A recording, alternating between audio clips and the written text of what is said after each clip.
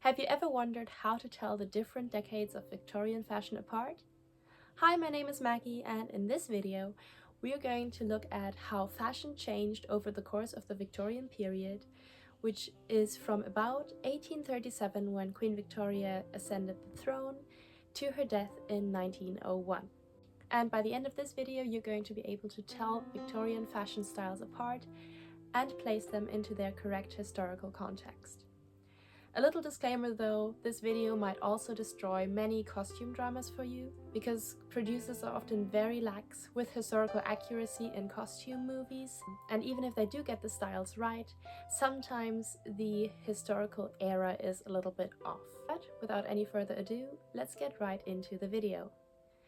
Starting off with the 1830s, and even though Queen Victoria only ascended to the throne in 1837, meaning that only the later part of the 1830s is technically Victorian, I need to give you guys an overview of the 1830s as well to give you the appropriate context.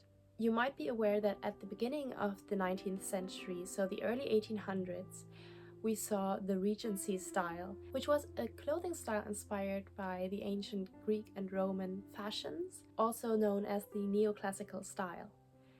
The empire waist, pastel colors, little curly hairstyles like you would see on antique statues. Those were the styles that were popular in the early 19th century. But as the 1920s progressed, we see a transition towards a more romantic style, and the waistline drops from being an empire waistline back to the natural waist, and both the sleeves and the skirts grow in volume, until by the time we come into the 1830s, we have a full bell-like skirt.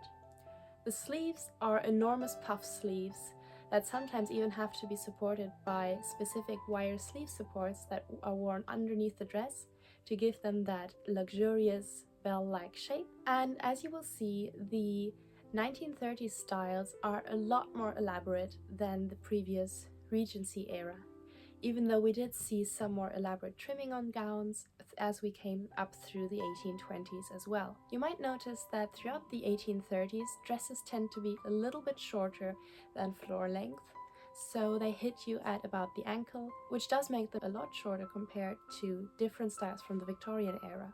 Necklines are usually a shallow V, almost off the shoulder, or a boat neck, and often you see pleated triangular Bertha detailing on the shoulders as well. Couple that with the enormous sleeves, which as the 1830s progress, move towards the bottom of the sleeve. So from 1835 onward, you tend to see a lot of volume in the bottom half of the sleeve, as in this example right here. As we move into the 1840s, dress styles become a lot more modest. Plain gowns are favored. Sleeves are usually relatively sleek and form-fitting. Necklines are high, and pointed bodices are all the rage. The skirt size is increasing throughout the 1840s. In fact, the bell-like skirt shape is getting bigger and bigger and bigger, and more volume is being added. To achieve this silhouette, since this was before the invention of the crinoline cage, a woman often had to wear lots of layers of petticoats, sometimes up to 5 separate layers.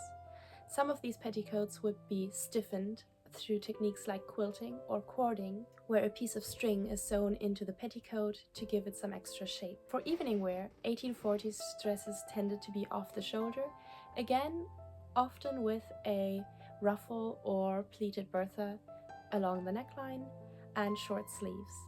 In fact, you will notice that throughout the Victorian era, sleeves for day wear tend to be wrist length, whereas dinner or evening dresses can have 3/4 length sleeves, and ball gowns have short sleeves or even straps in the later part of the Victorian era. Decoration in the 1840s tends to be minimal, and also vertical pleats and smocking is very popular.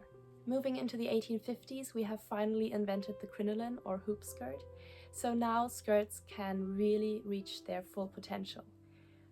They get even bigger in size, but women no longer have to wear layers and layers of petticoats to support the fashionable silhouette. We still see the pointed bodices, but from the end of the 1840s onwards and into the 1850s, sleeves begin to widen at the bottom, forming the popular pagoda sleeve style, which were usually worn with a white undersleeve often decorated with lace.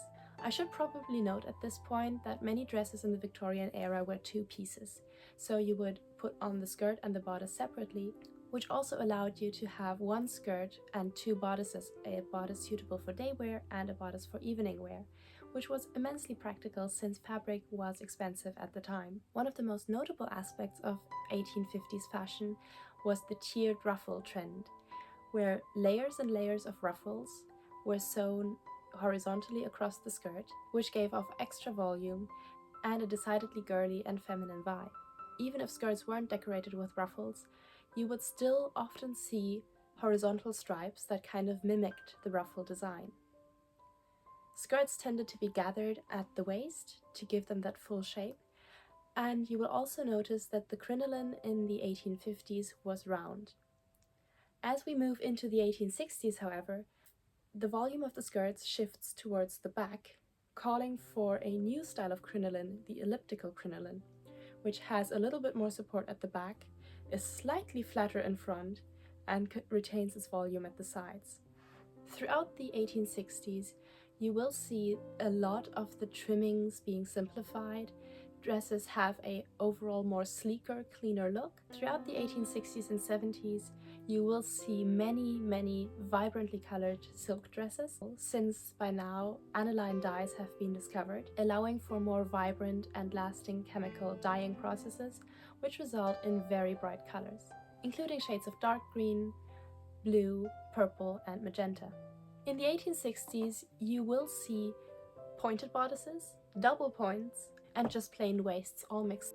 While in the beginning of the 1860s, you do see pagoda sleeves and ruffles, these slowly fall out of fashion, although the dropped shoulder seams that we already saw in the 50s has been retained. In the 1860s, for the first time, we also see the popular fashion formula of blouse and skirt, which has stood the test of time and is still around for women today. Simple linen or cotton blouses, also known as shirtwaists, gained popularity for women and were worn together with a colorful skirt. Sometimes they were coupled with a pointed belt, also known as the Swiss waist, or worn underneath a Swiss bodice, which was a strap bodice with a deep square neck, which showed off the blouse underneath and the voluminous bishop's sleeves, which were gathered at the shoulder seam and at the wrist to form a narrow cuff.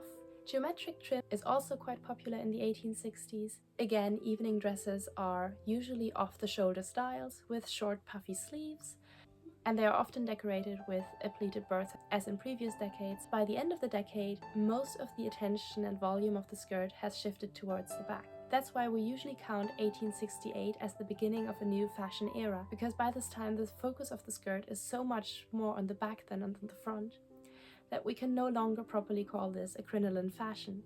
Instead, we now enter into the first bustle period. As the early 1870s approach, the crinoline is discarded completely, and even though there was a short transitional style of the crinolette, which was narrower and smaller but had a more pronounced bustle at the back, it also gets quickly replaced by the lobster-tail bustle and different types of bustle pads. The first bustle era is particularly sleek and flowing, and we see a huge trend in ruffles. In fact, with the invention of the sewing machine, dresses could now afford to be much more luxuriously trimmed, and in the 1870s we also see a huge resurgence of Rococo styles as seen in the late 18th century. Ruffles, square necklines, three-quarter sleeves also trimmed with flounces, and rows of ruffles on the skirts. Dresses just get a little bit crazy trim-wise in the 1870s. You still see many bright colors, and dresses often feature an overskirt to give some extra pronunciation to the bustle. For evening wear in the 1870s, we see even more trim and ruffles on the skirts, and as in previous decades, you have a lower cut bodice with either straps or very short puffy sleeves for evening wear. The neckline of the evening bodice can be either off the shoulder as in the 1860s, or it could also feature a square neck, often paired with narrow straps on the shoulders. As the 1870s move on, the bustle first becomes more pronounced and then starts to shrink, so that by 1876 we enter a period known as the natural form era, where the bustle has virtually disappeared and a small pad is worn at the back to give just the tiniest bit of volume to the dresses. Decorations moved downward along the skirt, and skirts are much more form-fitting than ever before since the Regency period. The style of the late 1870s and early 1880s often feature a skirt and a long bodice called a polonaise, which falls down to the knees and essentially forms an overskirt. This is also a period of lavish trains, since there is little volume going on the skirt itself. Through the princess line movement, we see an emphasis on the very sleek silhouette because the waist is essentially non-existent. For evening wear, we see the same sort of silhouette, but again with a lower neckline and usually strapped. The natural form era continues into the early 1880s, but by 1883 the bustle is back, and more aggressively than ever. While the bustle was rounded and feminine and flowing in the 1870s, in the 1880s it is almost aggressive, forming a almost angular silhouette at the back. Skirts remain narrow at the front, but are draped extravagantly at the back, and dresses still usually feature an underskirt and an overskirt. This rebirth of the bustle is known as the second bustle era, and to me it seems like the bustle has outgrown its girlhood in the 1870s and is now fully matured. In terms of bodices, sleeves are form-fitting in the 1880s as they were during the natural form period, and the neckline is now high and closed, whereas in the 1870s we did see square necklines. Since evening dresses have very short sleeves at this point, evening gloves become longer, now reaching past the elbow. Unlike earlier decades where you would wear very short wrist gloves for evening wear and dancing. The second bustle era is a short-lived trend, and by the time it's 1890, the bustle starts to disappear for good. Necklines are higher than ever, and sleeves begin to grow. In fact, by the middle of the decade, in 1895, sleeves are as big or bigger than in the 1930s. Skirts are now sleek and flared, and are often constructed from 6 or more panels to give a very elegant flowing silhouette. We also see more tailored dresses and more dresses inspired by menswear towards the end of the 1890s, and we see a variety of different specialized sportswear.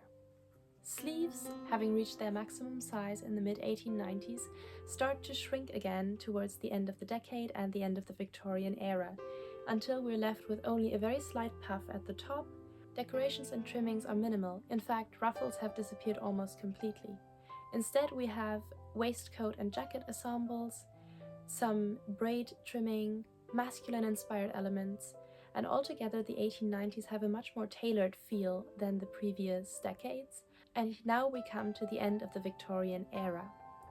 In 1901, Victoria dies, and we enter the Edwardian period, which sees a shift from the more masculine and tailored fashions of the 1890s back towards a more feminine ideal, and back to very flowy silhouettes, lots of ruffles, light fabrics. We also see the famous Gibson girl hairstyle, which is named after its inventor Charles Dana Gibson, who popularized this particular feminine ideal. In the early 1900s, we see a silhouette shift, which is the S-shaped corset and the pigeon breast, which is created through very poofy blouses that give lots of volume at the front and that is supplemented by padding at the back, giving a woman an S-shaped silhouette. That's mainly how you tell early 1900s styles apart from the 1890s, since in the 1890s you do still have the straight corseted style with the flared A-line skirts, versus in the early 1900s when you have that same skirt silhouette but coupled with the pigeon breast tops. And for evening wear in the 1890s, what we usually see is again a lower neckline coupled with the iconic 1890s flared skirt. So this is just a very brief overview of how the fashion changed throughout the Victorian period. Let me know if you would like me to do a more in-depth walkthrough of each decade, and if you would be interested in a video about Regency or Edwardian fashions. Let me know if there's anything that I missed or if there's any particular video that you would like to see me make. And as always, thank you so much for watching to the end, and I will see you next time.